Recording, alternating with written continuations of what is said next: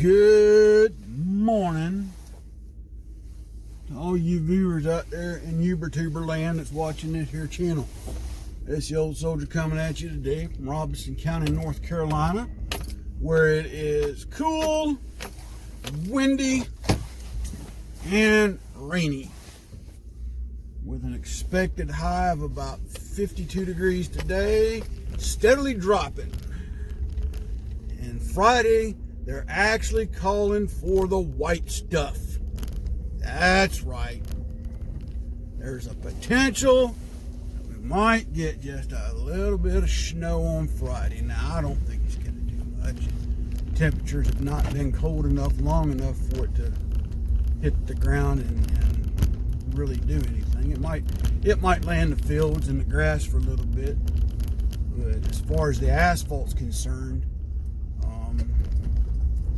I'm pretty confident that it'll hit the asphalt and melt. And part of it, if they think it's going to be bad enough, the highway DOT will get out and start salting the roads. But it just hasn't been cold enough, long enough for it, I think, for it to really do anything to the roads. But hey, time will tell.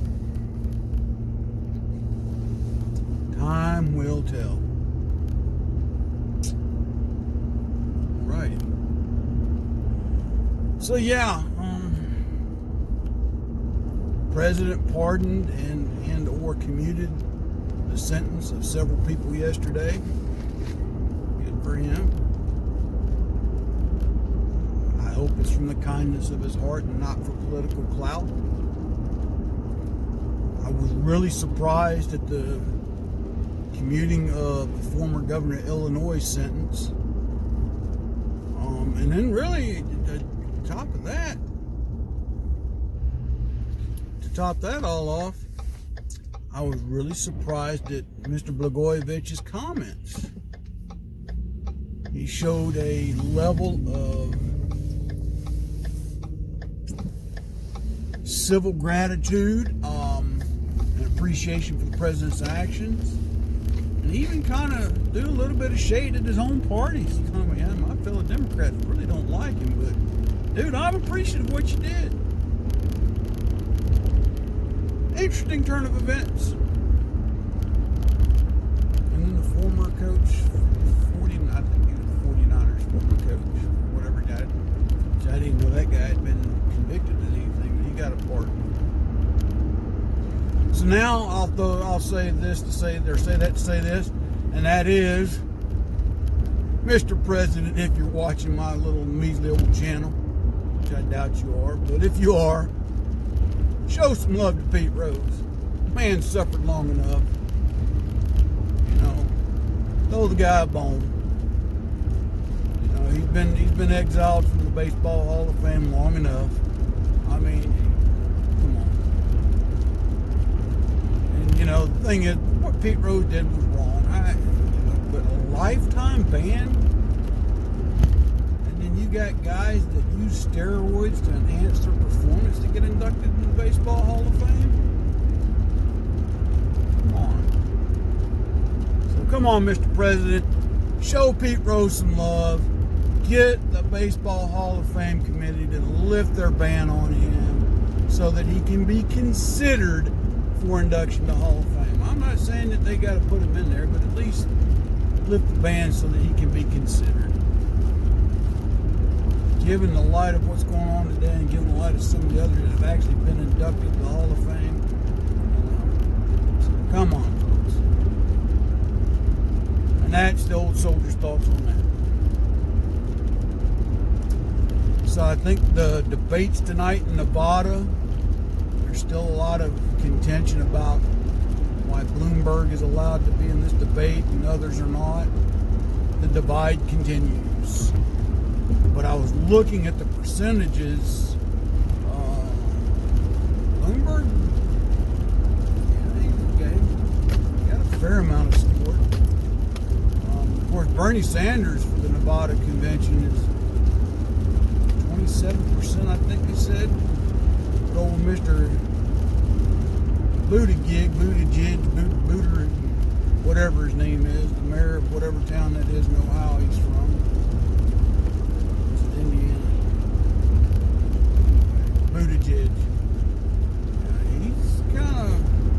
getting some steam and momentum, it seems like.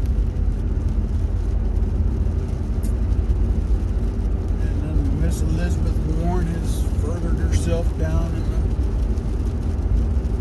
the polls there. I don't know why she doesn't go ahead and fold and then throw her support to whoever she's going to throw it to. Other news, though, we talked yesterday a little bit about Hillary, Bloomberg wanting Hillary to be his running mate. Supposedly she's come out and said that nope, she's not interested. That probably may be, but then again with her, she might decide at the last minute that, well, if it looks like he's going to win, yeah, I'll be your running mate. Then 1 or 2 weeks after the election, the president committed suicide, thus now the vice president. Bad joke, I know, but come on, think about it in the larger scheme of things. She's had people dispatched for less. Yeah. I don't trust anything that comes out of that lady's mouth anyway. Should nobody else trust what she has to say.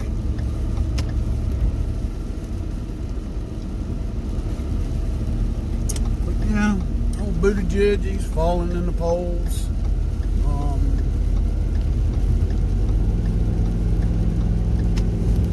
So it's going to be interesting to see how all that plays out in their Nevada caucus convention, whatever they call it.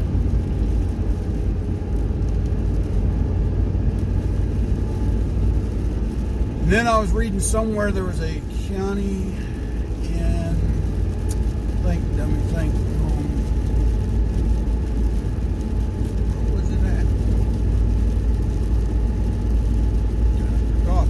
In one of the states,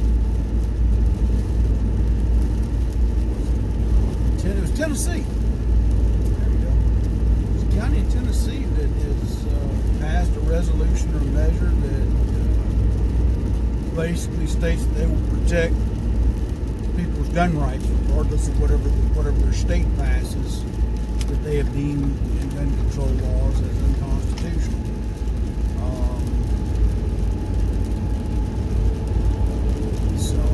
I'd have to go back and look to see what county it is. No, it's not the county I grew up in. It's probably the county I grew up in Tennessee, I think, has turned more liberal than conservative. I'll leave it at that. But if you think about it in the way of national politics, it's your large urban population centers that are turning more and more liberal. California, San Francisco, San Diego, Sacramento, Los Angeles, all big bastions of liberalism. All of them sanctuary cities. New York City, sanctuary city. And I love how these city and town counties and commissions pass these measures, and then when you go and poll the people, when you go out and ask the people what they think, find out a large majority of the people are not exactly happy with that measure, because they still have to go out and work and earn what they get and pay for the services that they receive. And illegal immigrants get the magic wave of the wand and saying, hey, here you go. That kind of thing. And then other news, supposedly the Attorney General is contemplating resigning over the President's tweets. Now, we've all talked about that before, that the President needs to stay off of Twitter. Somebody needs to get his phone and ban him from it and be done with it. But I can see the Attorney General's point. The President puts something out on a tweet, and he's got to go back and readdress it based on how it has an impact on his work. Technically, the Attorney General works for the people of the United States. Appointed by the President, but he is an employee of the people of the United States of America. I see where the Attorney General might be coming out with that. Somebody needs to set the President down and tell him to shut up. Don't get me wrong, I like what the man's doing. For the most part, there of times he just needs to stay off that Twitter account. Be a blessing to all of us if he would. Now, I get it if he's been attacked by somebody and he throws some back at him. I get it.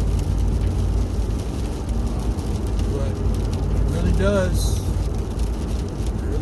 need to tone it down.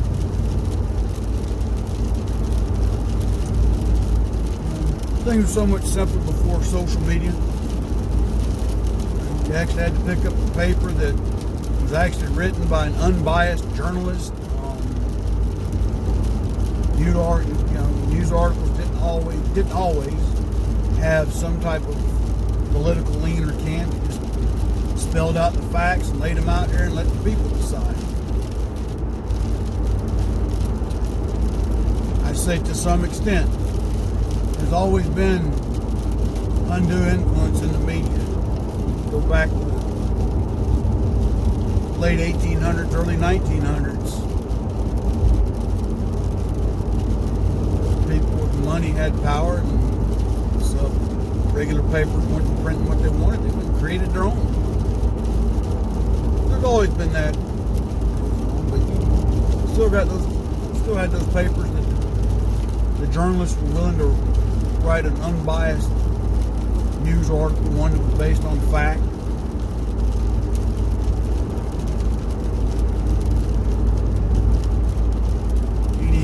Anyway. So yeah, those are the events that are happening around us today, folks, and this week. And some of them are interesting, some of them are boring as all get out.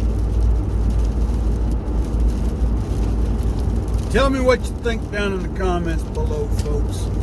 Like I said, November is going to be here before we know it. Primaries are coming up in a lot of states. That'll be interesting to see who gets the nomination for particular parties in regards to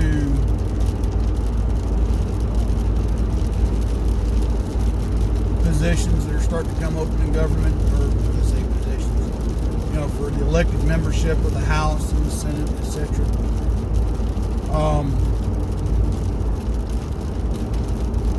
I would say this, that keep an eye on things that are going on in your community. Keep an eye on things that are going on in national news. And speaking of that, there's one that they interviewed her this morning on the news. The love of all that's anything, I can't remember her name, but she is an extremely pro 2A and conservative. She's a Trump supporter, and she is friends with Joel Patrick. And if you don't know who Joel Patrick is, just go on Instagram, YouTube, and Google him. He is a conservative American, because he does not like to be called African American. And the first thing I'll tell you, he's never been to Africa, so I respect that. But they went to the university, I think it was in, the University of Ohio in Akron. Anyway, it was one of the colleges in Ohio. And they were met with a very hostile crowd. And I guess I'm not, with what they do, and I'm not saying they instigate, they just educate people about conservative values, that kind of thing. But when the campus police sit there and don't do anything to the crowd that's throwing things at this boy's truck, right? Now, man, his truck is big and it's loud. It's a big orange Ford 350, I think. Big diesel engine, got an air horn. They couldn't even get out of the vehicle to even talk to the kids. And my kudos to them. They're not afraid to go and talk anywhere in the nation. They're not afraid to confront people of different opinions, so long as those people are willing to have a civil conversation with them. That's the other problem with the liberal left nowadays, is that if you're the lone minority conservative, they play the dog pile game and you can't get in a word edgewise. but they've made it a point to go and talk to people and try to educate them that, you know, just because we have different values and different opinions, we can get along. But they showed up, like I said, they were throwing stuff at the boy's truck, and they wouldn't get out of the way. And the cops, the campus police force just sat there and did nothing. And I thought that was, I really thought that was beneath them. Now, I'm not saying campus security ought to have locked up every person there that was doing whatever, shouting and flipping them off. That was the other thing. All these young people flipping them the bird because they don't agree with them, and again, this is stuff that's been, that has been pushed in these colleges for years, that they have the right to their First Amendment until somebody disagrees with them. The moment somebody disagrees with their opinion, the First Amendment needs to be thrown out. Okay. So for all you Bernie Sanders supporters, that's another thing that your boss wants to get rid of if he gets elected. He wants to do away with the First Amendment. But y'all didn't know that. Look it up. But yeah, it was really shameful how the police reacted to that. It really was.